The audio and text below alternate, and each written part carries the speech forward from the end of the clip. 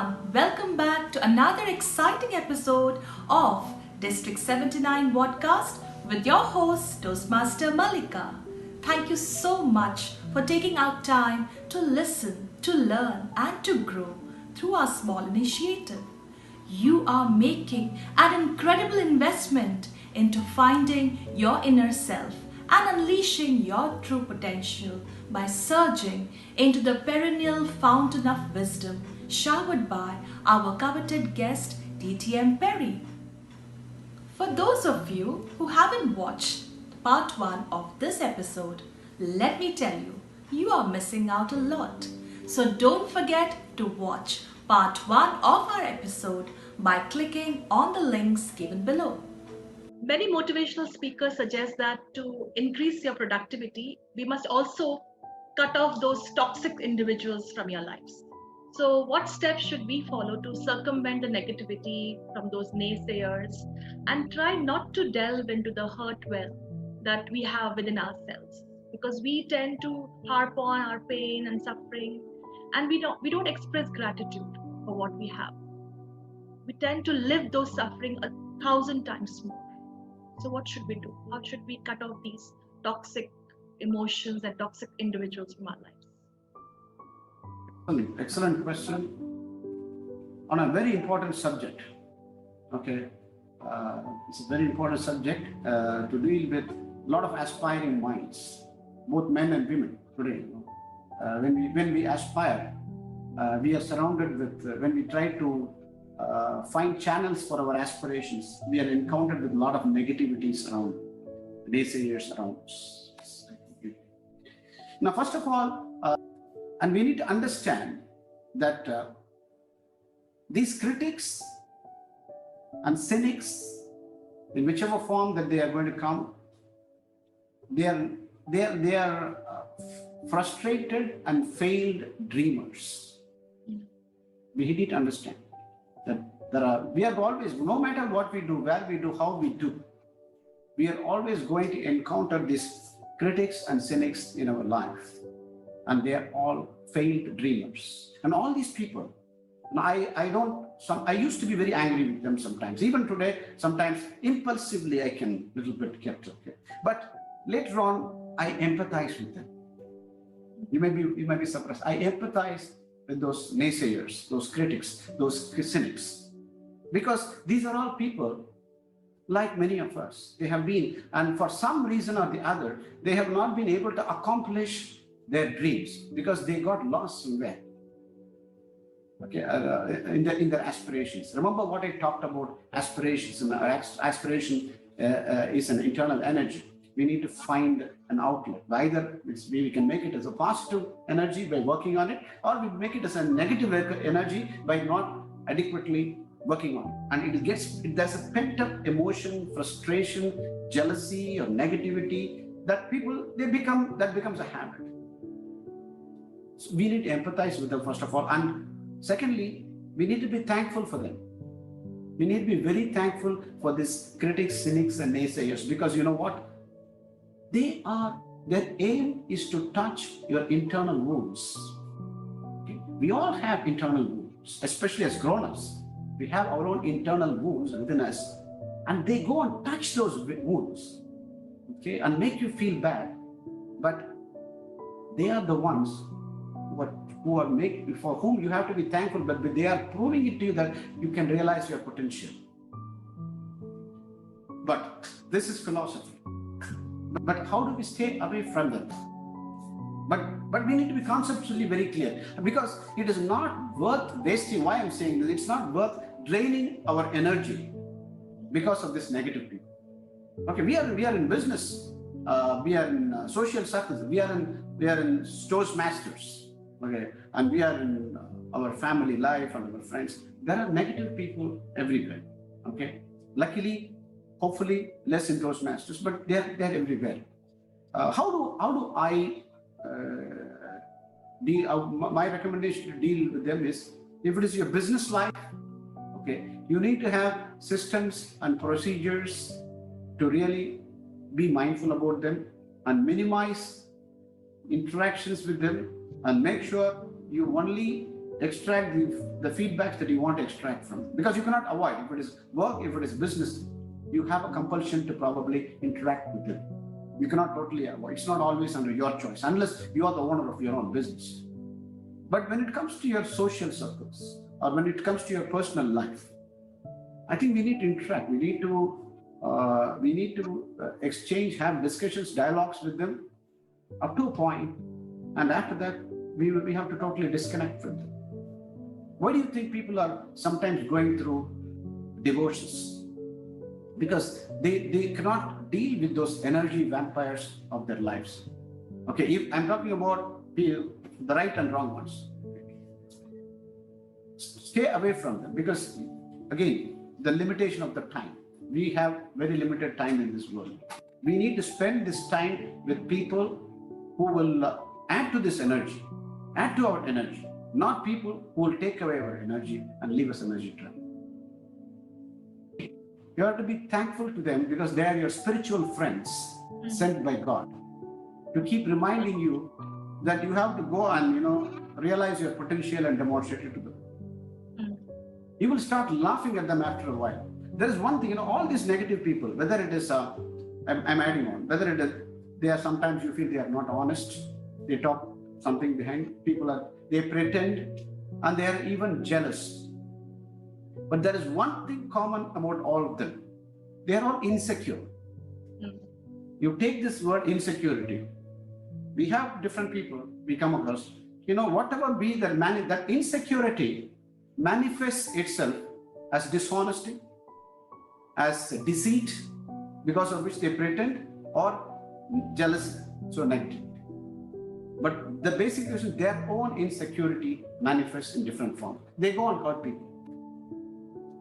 So basically, we should be thankful to such people, because Yes, they are the ones who are helping you push your limits and push the envelope. Yeah, good.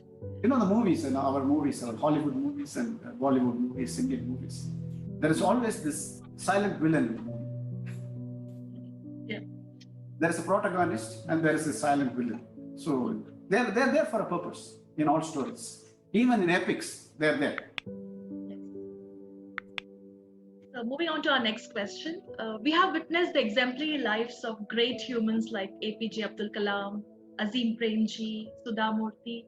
These great men have won several hearts across all sections of society, because they devoted their lives towards humanitarian causes. Similarly, the late legendary singer S.P. Balasubramanian's life was a cut above the rest.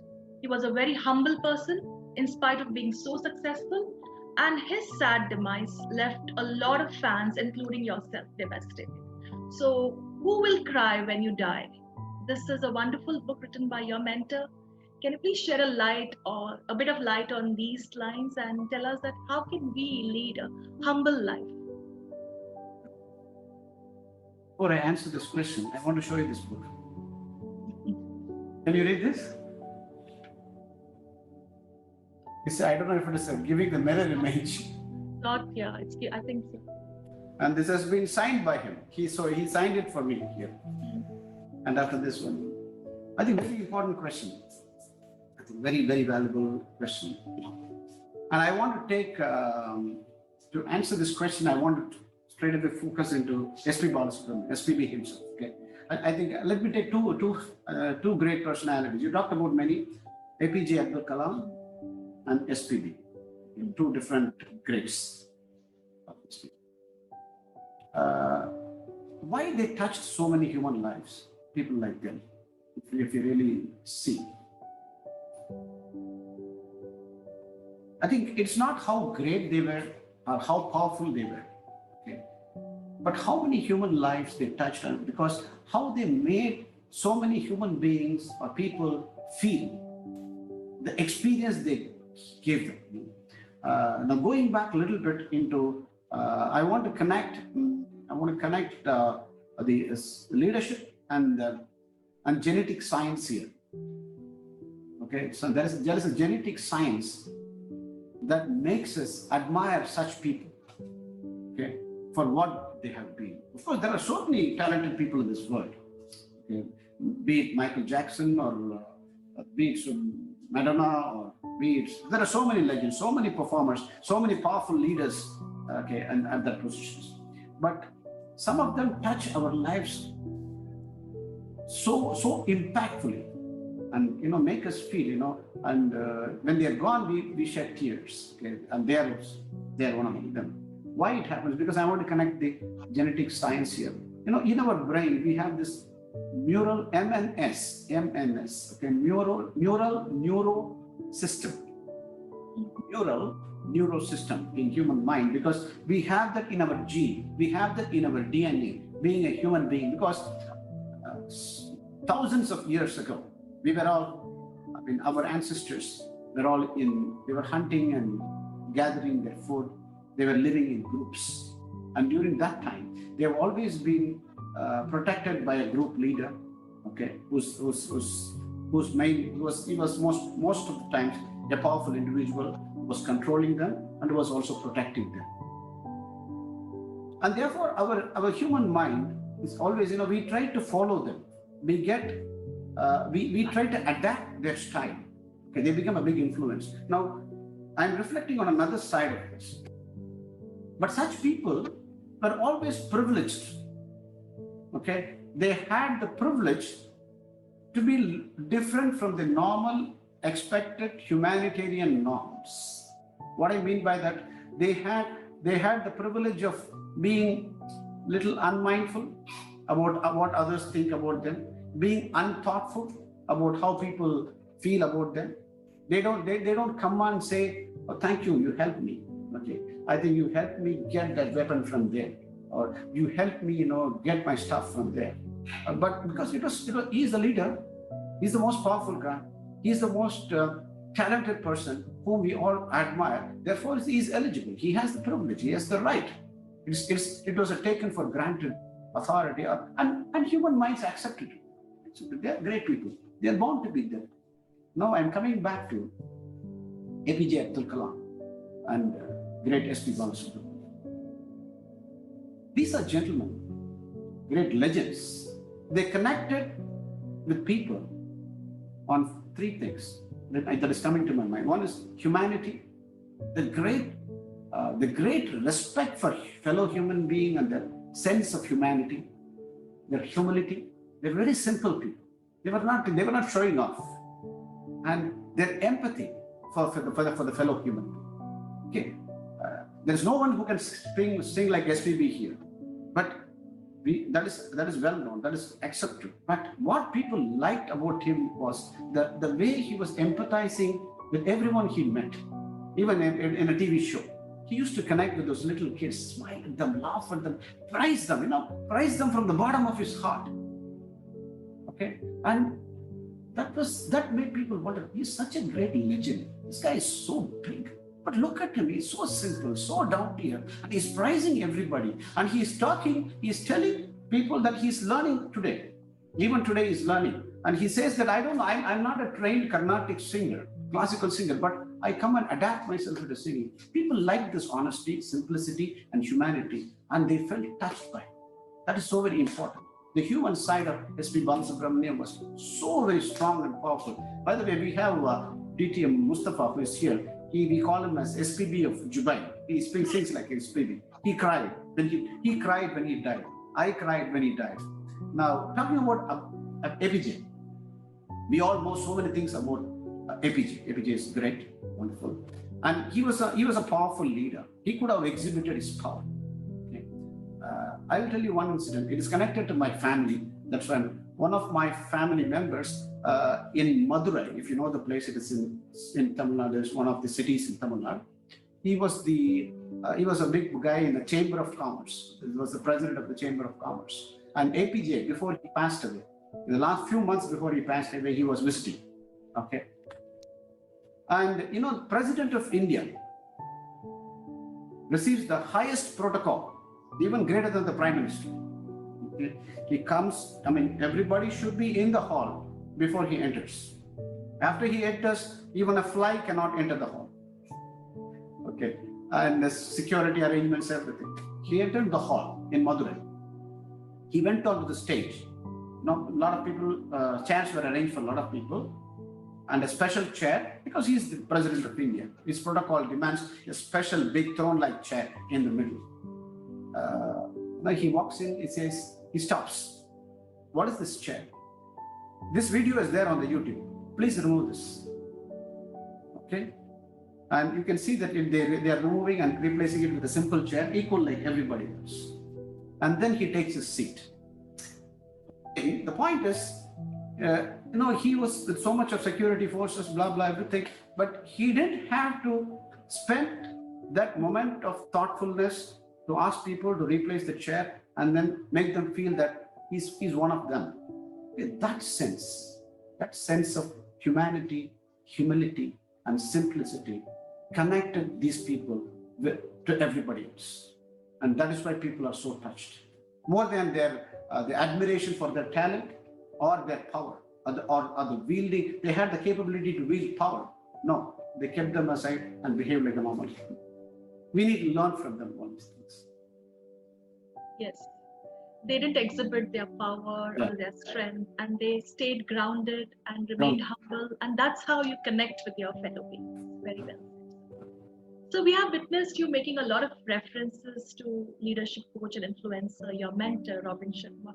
Could you tell us a bit more about your association with him and how it has helped shape and influence your life? Thank you. It's going to be a big moment of gratitude. He is definitely as a person. I know for myself, as within myself, he has helped me transform myself greatly. The way I think, the way I act, the way I manage my everyday, the way I interact with people, the way I connect with people, even with my own family. I talk so much of Robin Sharma, my wife, my children, everything. Okay. He made a big impact into my life. He made a big impact. I'm sure everyone. I am one among the millions. I'm sure he connected with so many of them. I am from the Personal Mastery Academy School, where we have a lot of friends. We have friends all over the world, and everyone has great admiration and adulation for Robin Sharma. First of all, he's a very fair and very honest and human being, a great human being. He's been a big inspiration for me in teaching the importance of personal greatness. Okay. And I think he inspired the importance of achieving personal greatness in my life, which I'm still trying to achieve. I don't know whether I have reached the point. I want to bring Nelson Mandela here. Mr. Robin Sharma talks a lot about Nelson Mandela because he's here. I don't know if you have watched the movie Invictus. It's a beautiful movie and it's a Nelson Mandela's biopic. I want every aspiring leader or an individual to watch this movie. And he defines personal greatness is like this, Nelson Mandela. To inspire greatness in people, you need to exceed their expectations. And Robin Sharma has always exceeded the expectations on him as a coach, as a mentor, as a guru, by all people. He's always, he's beyond your expectations in whatever he wants to, at least for me. I like his style. I like the style which he teaches and inculcates. And when you're in the hall, this is off. Okay, for 3 days, this is off. No disturbances. That is one thing. So it's been a great inspiration. Number two, he has made me more reflective about myself, which I was talking to you a while ago. And that is very, very essential. As we evolve into better human beings or more wise human beings, it's important for us to become more reflective. All these self-doubts are going to be answered if we practice this quality of being reflective. What I mean by being reflective, if we have the self-doubts and confusions in our mind, ask those profound, honest, daring questions to yourself. Am I doing it right? Should I practice something different? Should I change my habit? What is wrong with me? What is wrong in the way I interact with this person or the person interacts with you. There are so many types of profound questions. I mean, how do you feel about someone? This could be a profound. How do you feel about your children? How do you feel about your passion? These are all profound questions.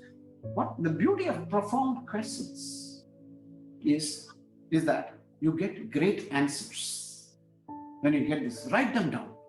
And great answers add to give you great clarity. And clarity is the DNA for authentic success and personal greatness. Let me repeat it. Clarity is the DNA of authentic success and personal greatness, which are all essential components of self-discovery. So Robin Sharma helped me become more reflective. And one more thing which I want to also tell you is he also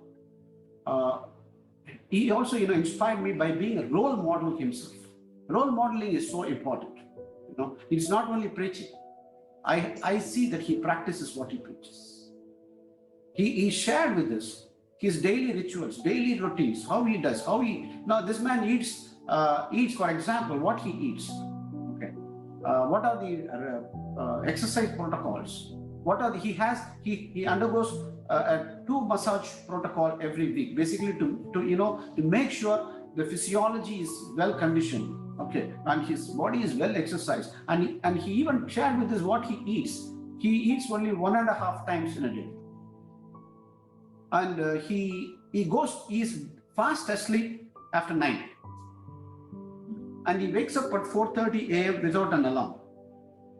So many things, and he goes for mountain biking in the evening, because rejuvenation is so very important to keep the energy levels of your creativity and productivity. It is not working hard, slogging for 12 hours, 13 hours every day. Getting into the 4-5 hours of total focus, maximum productivity, then relax, rejuvenate, discover yourself, play your games. These are. So I think I talked a lot about his influence. I was lucky to witness one of your sessions a few months back, and honestly, your sessions are having the same kind of influence in my life. Thank you for sharing all those insights, really, sir. I'm honored. I'm practicing those rituals, whichever you have mentioned in your session. Please don't hesitate to reach out if you need any help. It will be my honor. I mean, we have to pass on. I have to pass on, you have to pass on, everybody here has to pass on. Now, so how can an individual rise above their own personal achievements and find a purpose in life towards service to mankind, to service to others, and make a better version of themselves? Because all the time we are caught up in our own life, we tend to neglect the society at large. Very important, very, very, very, very powerful and very important question again. I think, first of all, we need to again connect with something which is which we did in this personal mastery program. As human beings, we need to constantly connect with the mortality and the vulnerability of our life, and we need to ask certain questions. How do you want to be? Because you are going to be gone after some time. This is what, okay. 10 years is what? 3,500 days. 20 years is 7,000 days. Okay. 20 plus 7,000, 14, 15,000 plus. Maximum you might get to live for about 25,000, 30,000 days if you are lucky. Okay. This world. We are going to be gone. How do you want to be remembered after you're gone? That's very important. Or you don't care. Okay, that could be people. I mean, today I meet all kinds of strange people. I don't want to be remembered. Then you are living for themselves. That's different. Okay, but finally, this world is to do with people. Whatever we want to do in this world, whether we want to build a business, whether we want to build an empire, whether we want to do whatever we want to do, we build it through people. We build it through relationships. So people are so very important. Relationships are so very important. And true relationships cannot happen if you're not truly connecting and caring for people. And if you want to truly connect and care for people, you have to truly serve people, honestly serve people. Don't exaggerate. Don't try to be something that you are not. Okay? Even if you are aiming to be something that you're not today, try to become that someone. Then, to that extent, you don't have to pretend, you don't have to act, you can be honest. And people will start, and you'll bring it out from your heart. Everything that you want to bring out, you're going to bring out from your heart. That is very important. And secondly, you need to ask, so to connect with the mortality, how do you want to be remembered? Number one. Number two is, do you want to pass on a legacy? Okay, not only in your family, even outside your family. Everyone is born, everyone lives, everyone dies. What's so great about it? Whether you're going to pass on a legacy, whether you want to do this beautiful act of pass on, it is very, very important. Because we should not forget that we are the tiniest of the tiny things in this world, in a beautiful ecosystem of people. There are beautiful landscapes and other things, natural things, but we are a very tiny part of the ecosystem built by people, and we are all beneficiaries of this ecosystem. Whatever we have gained today in our lives, whoever we may be in our lives, however beautiful, however great, however knowledgeable, however powerful, however wealthy we are in our life, it is all because of people. Be it starting from our parents, our teachers, our friends, our partners, our children, our colleagues, our fellow society, they have all contributed to our own development and progress to become what we are. My question is, what is your gratitude to them? How are you going to give back to the society?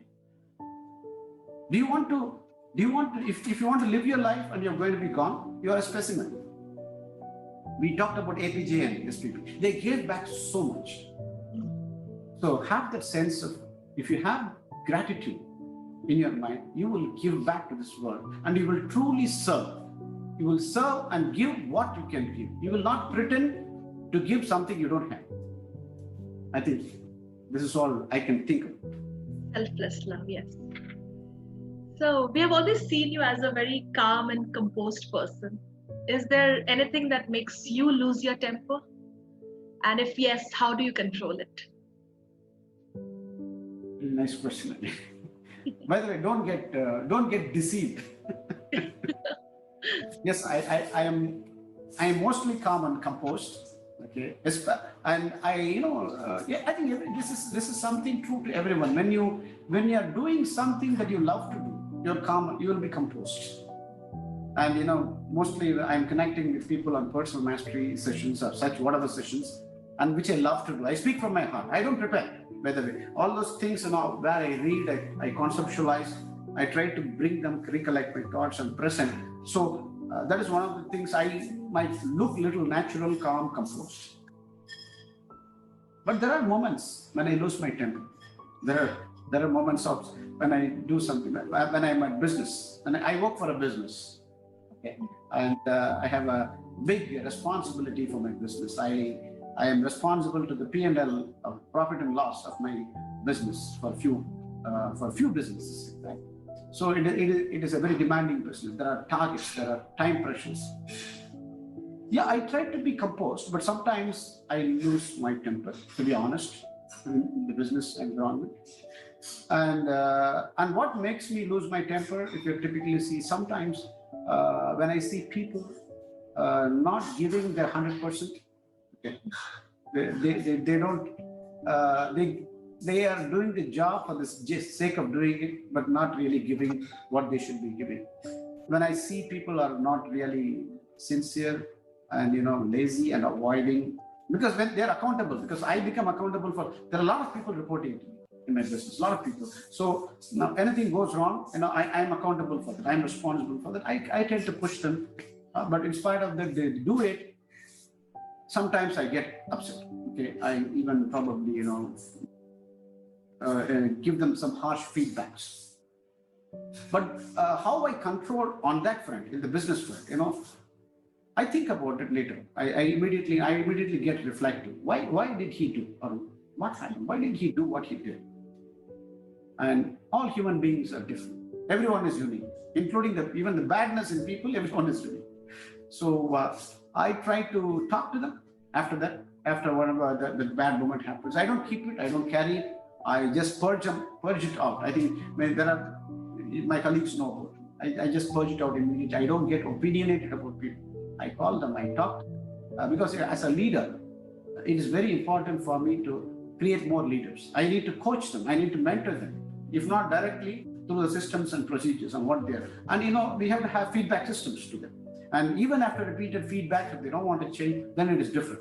We have a different system. This is on the business front. On the personal front, again, I think we discussed it in the previous question. When I see people are not honest and people are betrayal, to deal with betrayal is not easy. People are backstabbing you. It is, and are jealous. I told you, I empathize with them, and yes, impulsively I can get hurt. It makes me feel bad, but then I reflect about why this particular person is behaving like this. Always the answer, you won't believe the answer. Always the answer is insecurity in that person. Sometimes it may be my fault, but whenever this happens to me, it's the insecurity to deal with that person. So again, I try talking to them. If they are not willing to correct, I disconnect, because here I have a choice. In social circle or something. In business, I don't have a choice. So that is how I lose my temper, but you have to handle it. As human beings, it happens to us. Get reflective about it. Don't let somebody else spoil your day or spoil your progress. Don't overthink about it. Yeah. So basically, how you react to your situation, it all depends on you. You have to weed out these feelings of anger and resentment. But what about envy? If this feeling comes in our mind for someone else, how do we remove that feeling? Okay. First of all, if we feel jealous or envious about something, which we might have gone through at some stages of our life, maybe early on in our life, not very late. If it happens very late in our life, then it's an issue. It is a problem. You haven't matured enough. Yeah. You're not mature enough. You're not learned. You're not learning. If you're a learning person, everyday learning person, even if not every day, let me give the benefit. Even frequently learning person, you will not develop that sense of envy or jealousy to everybody, because everyone is different, and everyone is born with a purpose.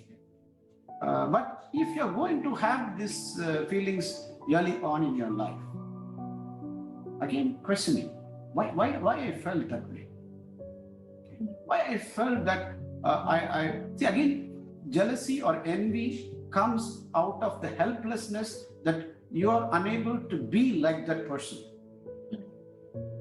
Okay, it comes out of helplessness. It's a helpless feeling. Okay, and think over it. But you're not born to be like that person, or you're not born to do something what the other person does. Think, and you have to develop clarity over that thought, and that is one. And you're okay. Then what is your talent? What is your skill set? What you are good at? What you need to do to make it as great? And then you start moving down that path. Then that will be a realization path, where you will get away from all these negative traits such as jealousy and even anger management. Because finally it's going to affect you. Whether all this negative, one important realization is all the negative feelings that you have for somebody or some system or some circumstance is not going to affect any one of them. It is going to affect you. Do you want to be so thankless to yourself? Don't do it.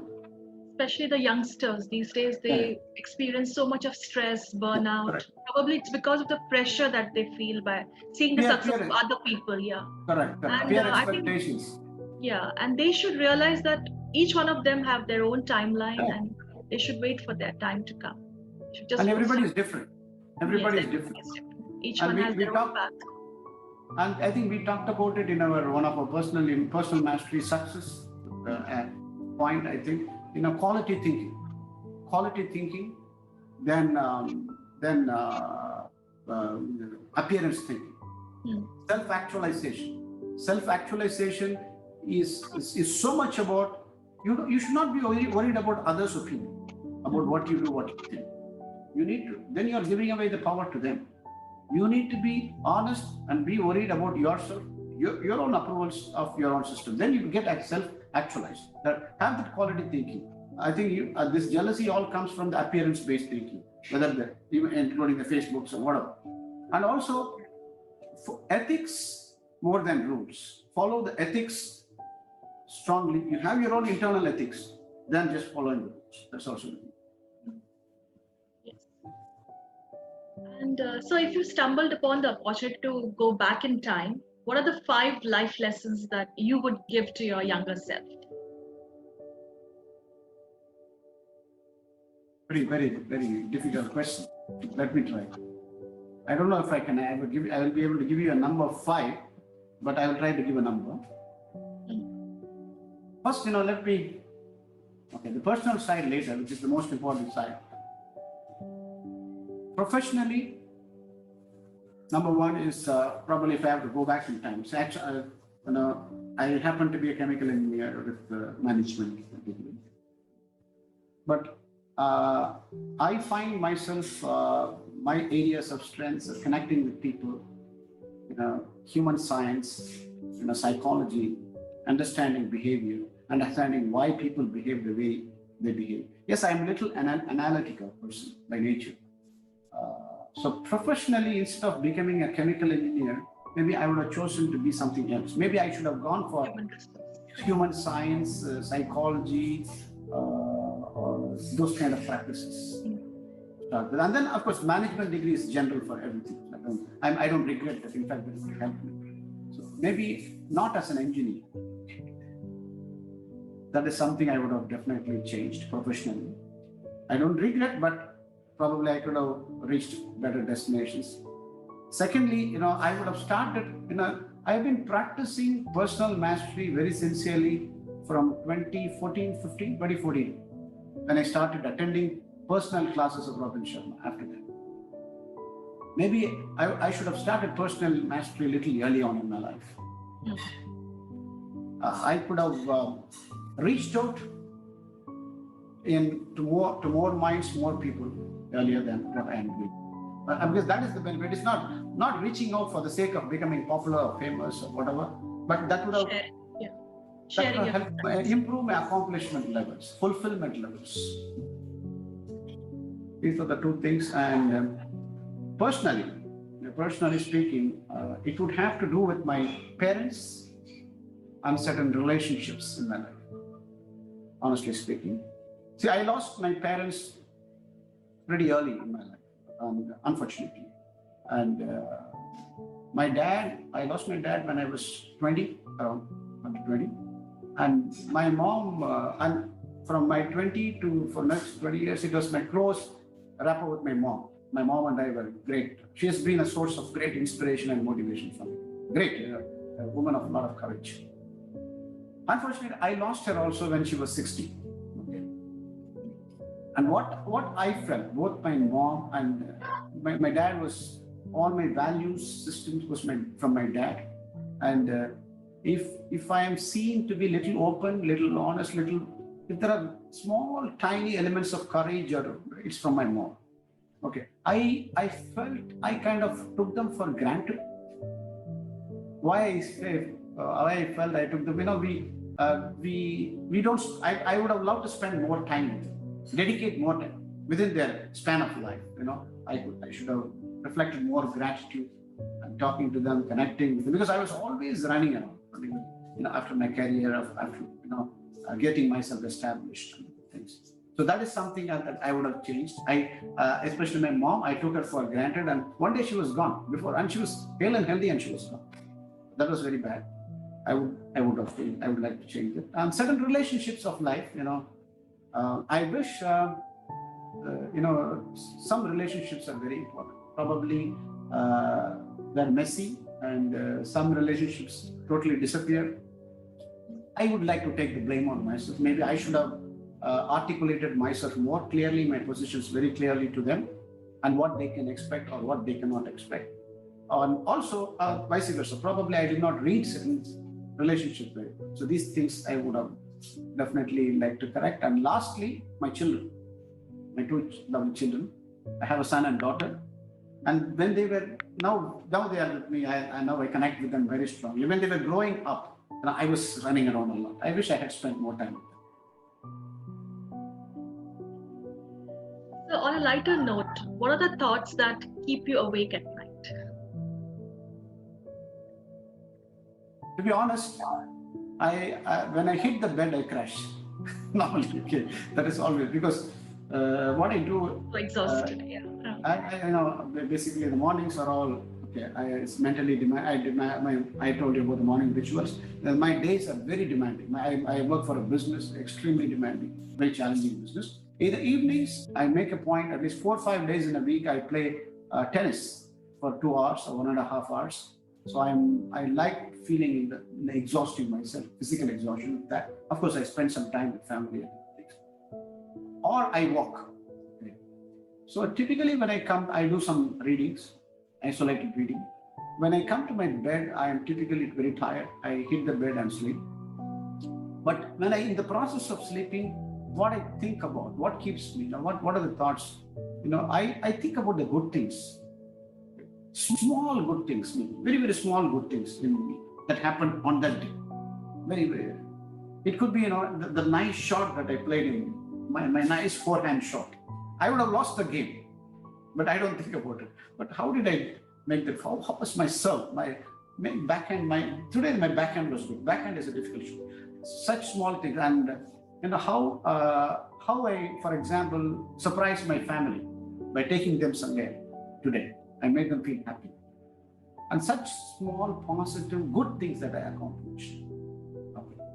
I think about them. And yes, there are stressful thoughts sometimes, but I deliberately stay away from this. It's not those thoughts of those negative people. I'm not going to commit my time for them. I will commit my time. Then I sleep. Of course, we can navigate any situation in life by being thankful for all the small happy moments in our life. It's very important. It's very important. I mean, if you're a person, about inner success, this is inner success concept. You need to find happiness and success in the way you're changing the diaper for your baby. Sometimes, in the way you're going to serve that nice dinner for some of your family members or guests. In the way you're going to make your children happy with some surprise gifts. Okay? You can bring inner success into all these small acts. And geniality is all about how well and how nicely you do the small acts of your life. That brings us to the end of this captivating and enlightening conversation. Thank you, DTM Peri sir, for your valuable time and for sharing your wisdom with us. I'm grateful to the entire District 79 for helping us connect with DTM Peri, whose pearls of wisdom always elevates our thoughts and helps us live through higher frequencies to achieve our highest potential. Thank you to all the viewers for tuning in. Until our next episode, stay safe, stay healthy, and keep inspiring.